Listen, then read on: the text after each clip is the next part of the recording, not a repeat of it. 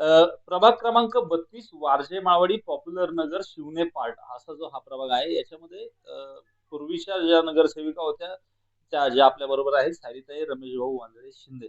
अ, ताई निवडणुकांचं बिगुल वाजलंय कसं तुम्ही या निवडणुकाला आता सगळ्यांना असं मी विचारलं तुम्ही इच्छुक आहात का?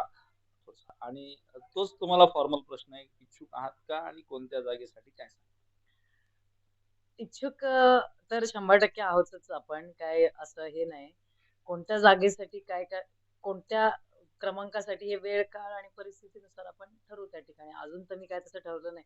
माझं एम फक्त एवढंच आहे, की माझ्या माता-भगिनींची माझ्या प्रभागातल्या सर्वातल्या सामान्यातल्या सामान्य माणसाचं काम त्या ठिकाणी माझ्याकडून झालं पाहिजे. ह्याच्या आधी देखील 8 वर्ष कामच आपण करतो. इथून पुढे देखील आपल्याला कामच करायचं आहे. तर आपण इच्छुक तर आहोत. काय त्याच्यात दुमत नाही. फक्त काही तशा गोष्टी आपण ठरवलेल्या नाहीत. बरं. की आता प्रत्येकाला मी हा पण प्रश्न विचारतोय, की तुम्हाला नागरिकांनी का मतदान करावं?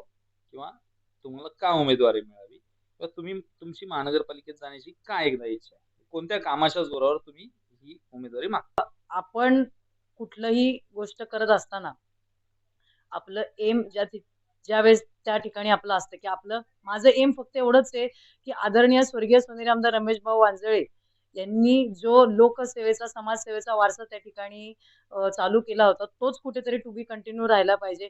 आपण त्यांच्या नावाप्रमाणे जरी नाव करू शकलो नसलो, तरी त्यांनी जेवढं नाव केलंय हे टिकून ठेवायचं काम त्या ठिकाणी मी करतेय.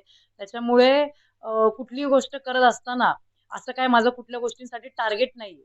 माझ्याकडं येणारा प्रत्येक व्यक्ती ह्याचं जर काम माझ्याकडून त्या ठिकाणी प्रामाणिकपणे करण्याचा मी प्रयत्न करते आणि नगरसेविका किंवा महानगरपालिकेत जाण्याचं हे एम असं आपण नाही सांगू शकत.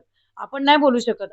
नगरसेवकाचं कामच आहे, की रस्ते, पाणी, ड्रेनेज लाईट, प्रभागातली विविध विकास कामं त्या ठिकाणी करणं, ह्या सगळ्या गोष्टी करणं हे त्याचं काम आहे, हे त्याचं कर्तव्य आहे. हे तर मी करतीये आणि हे गेले 8 वर्ष झाले आम्ही करतच आलेलो आहे.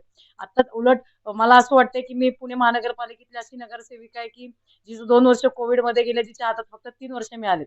आता तुम्ही स्वतः त्याचे साक्षीदार आहेत, की आपण काय प्रकारची विकास कामं केलीत. 3 वर्षामध्ये जर मी एवढी कामं करू शकते, तर येणारे जर 5 वर्ष माझ्या हातात आले, तर मी किती कामं करू शकते. आपण नगरसेवक नसताना देखील आपण उद्घाटन करतोय. आपल्याकडे कुठलंही पद नसताना देखील जेवढं मला सांगतं, की आमची आयरे गावातली पाण्याची टाकी आहे. ती पाण्याची टाकी ही फक्त वारजेची नाही, तर संपूर्ण पुणे महानगरपालिकेतली पहिली पाण्याची टाकी आहे, की जिचं उद्घाटन हे त्यावेळेसचे पालकमंत्री यांच्या हस्ते त्या ठिकाणी झालं होतं आणि कोविड नंतर त्याचं उद्घाटन झालेलं आहे. कोविडमध्ये देखील आपलं काम त्या ठिकाणी थांबलं नव्हतं.